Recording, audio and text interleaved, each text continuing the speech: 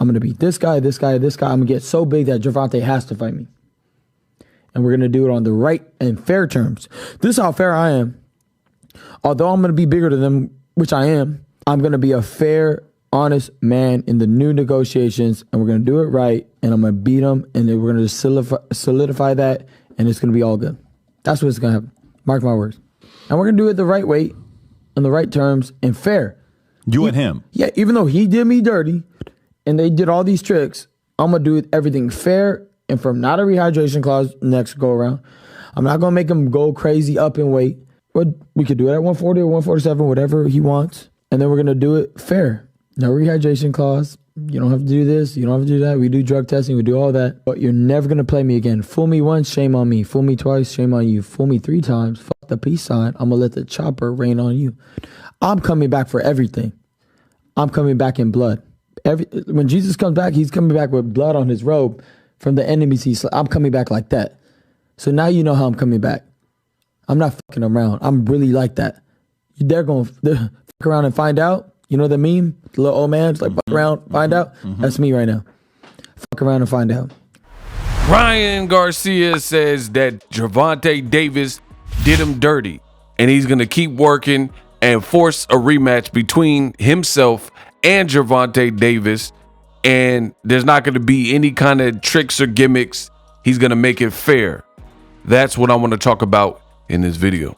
What up, Fight World? It's your boy Ego, and I'm back with some more boxing. Ryan Garcia did a brand new interview with PBD podcast and said some very interesting things, at least as far as I'm concerned.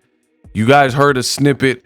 Ryan Garcia, first of all, he sounded all over the place in this interview. I haven't even listened to all of it, but just from what I've heard, he's kind of all over the place. For example, in this interview, he's talking about fighting Devin the Dream Haney. He's saying that he wants Devin and he was swayed. Floyd Mayweather said, hey, why not fight Rolly? Mayweather Promotions guy Rolly. You come back to the table with the belt. Basically everything I said in my past video. So strategically, it gives you more leverage. You enter a Devin Haney future fight with the belt. He brings the belt. It's now a unification if you beat Rolly for the belt, and it puts you in a better leverage position. Makes a lot of sense. Only problem, whatever Rolly was offered, Rolly has done interviews now.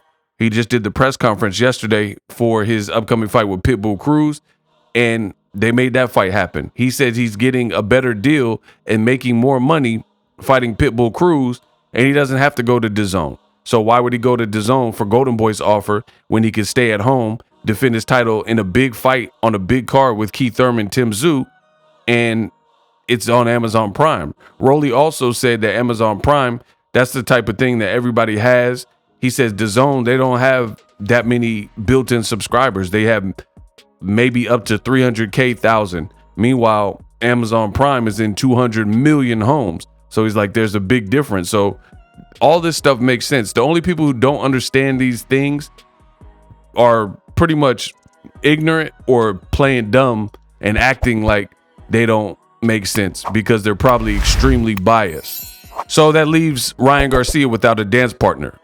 He got out of negotiations with Devin Haney, said Floyd put that bug in his ear, whatever, made a video about it. And then he thought he was going to fight Rolly, and it didn't work out. Rolly got a better deal to fight Pitbull Cruz, and he thought Golden Boy was, not serious or whatever. So Rolly moves on, and he's defending his title against somebody else, right? So Ryan is now allegedly back in negotiations with Devin Haney. He keeps throwing out this April 20th date and saying, hey, I'm not going to change my mind again. I'm not going to be swayed. I want to fight Devin Haney. Seeing is believing. I'm just going to leave it at that. Show me the fight. Just like Cuba Gooding Jr. said and Jerry Maguire, show me the money. Y'all got to show me the fight. Let's see it. I'm not believing anything from this faction until I actually see it. So the reason I'm saying that Ryan seems all over the place, for starters, in this interview, if you watch it, he's like, he has these mannerisms, like almost like Tourette syndrome, like where he has tics and he keeps like flinching. I don't know if he's under a lot of pressure and a lot of stress, but I noticed little things and little quirks and nuanced things that some people don't really pay attention to, but it looks like he has tics, right? watch this interview, and he keeps like scrunching his face and like almost like he has to sneeze, like his nose itches, and he's like doing stuff with his mouth. And I don't know what that's about, but I don't always see that in every interview. And keep in mind, Ryan Garcia is somebody who's publicly declared that he gets anxiety and has a lot of fits. So in this interview, he was talking about how people are calling him a liar because the Devin Haney fight, he put up the poll. Devin Haney was leading the poll, and then he said, hey, Devin wanted it to be Haney Garcia, but it's Garcia Haney. I'm fighting Rolly. And then he kept putting out, even like hours before, he said he got information and word back. Ryan got word back from whoever that he was fighting Rolly. And then 12 hours later, if that, Rolly announces that he's fighting Pitbull Cruz on Amazon Prime. So that was a bad look for Ryan Garcia.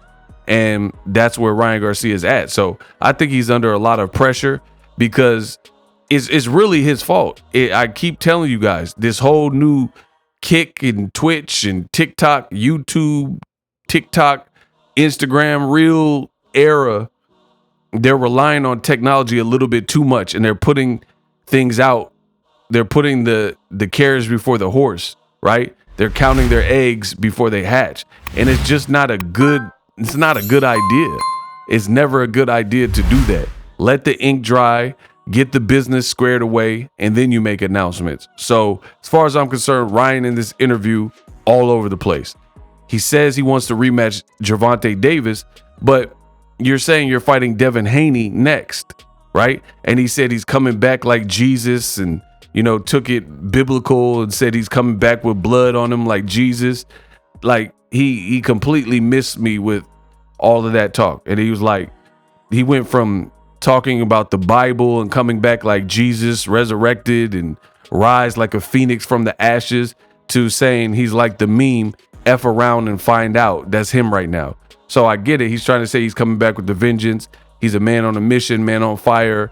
He's on a rampage. But here's my thing. How are you going to force a Gervonta Davis fight if you don't get past Devin Haney? And that's no easy task.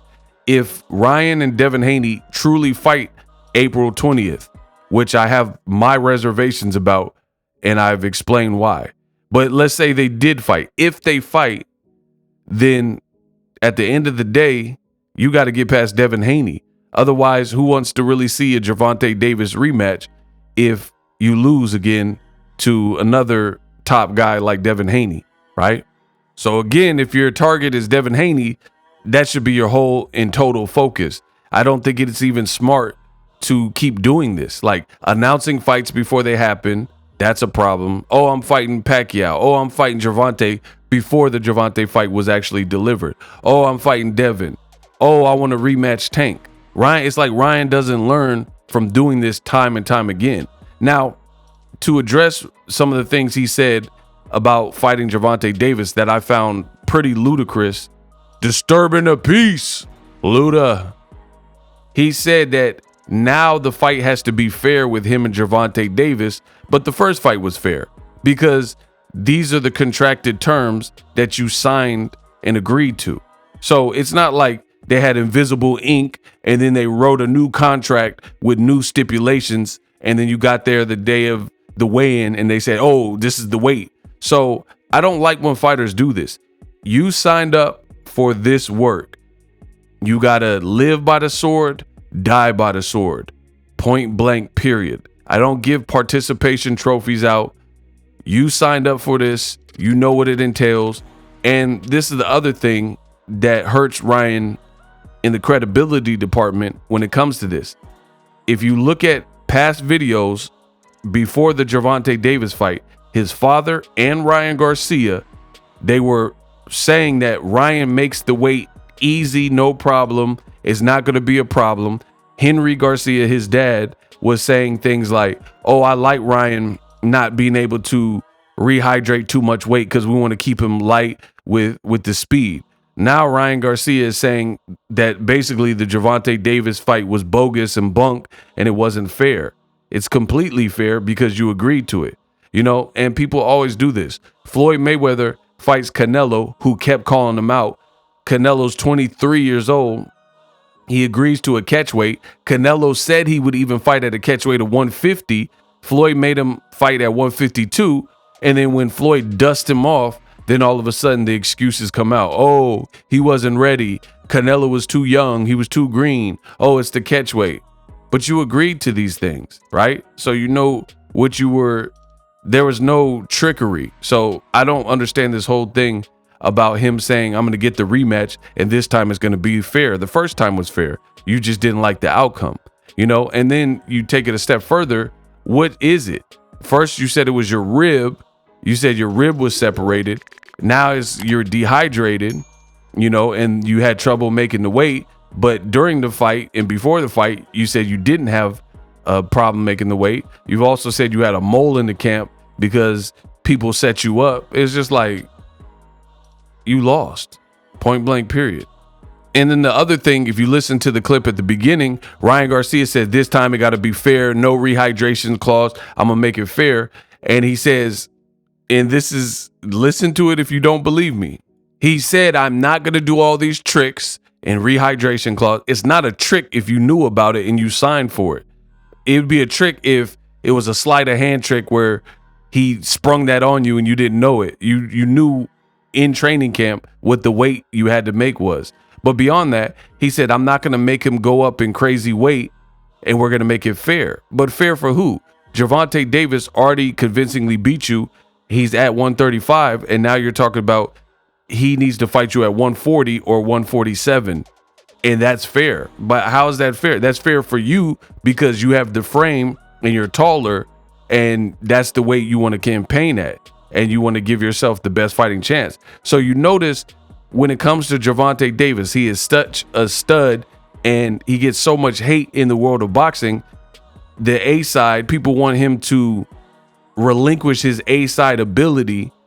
So even though he's the A side, even though he already fought you and beat you, he's supposed to fight you at 140 or 147 because you're 5'10 and you're fighting at 140 now, and you can possibly go up to 147 to fight him. But why would he do that when he already beat you? And his frame can still make 135. And you see the same thing also with Devin Haney. People are advocating, oh, Tank must go up to 140 to fight Devin Haney. He's the A side. He doesn't have to do anything. If he chooses to fight at 140, then God bless him. But if he wants to fight at 135, then God bless him, right? And that's how you know Tank is the biggest star in those divisions, because Devin Haney moved up, Teofimo and Ryan Garcia moved up, all to 140 pounds. But the fans and old media, because they want to see Tank challenged or whatever, and they're saying he has to move up to fight Devin Haney. And some people are going to advocate for what Ryan Garcia is saying. But at the end of the day, Tank don't have to do any of that as the A side. No one's telling Shakur Stevenson or Keyshawn to change their whole career trajectory and move up to 140 because other people in your division made that move. If Shakur could still make 135 and that's where he wants to develop and continue, then he can. Same thing with Keyshawn Davis. Why do they have to move up because Teo moved up or Devin moved up or because Ryan Garcia moved up? Now, the time where it makes sense is if you're Andre Ward and you've already cleaned out all the best names at 168, or if you're Adrian Broner and you fought Antonio DeMarco and that was your first fight at 135 and you bodied him and he was the last guy with a big name. Yeah, now go look at Paulie Malignaggi at 47 because you've already dominated the top guy other than yourself as you moved up. So that's the only other time where it makes sense to maybe relinquish your A side is if there's no fights for you. You can't make interesting fights in that division. And we know that's not the case for Gervonta Davis. So I don't know about Gervonta Ryan and he's saying that it'll be fair because he wants Gervonta to fight at his preferred weight. None of that really makes sense. Drop your thoughts in the comment section.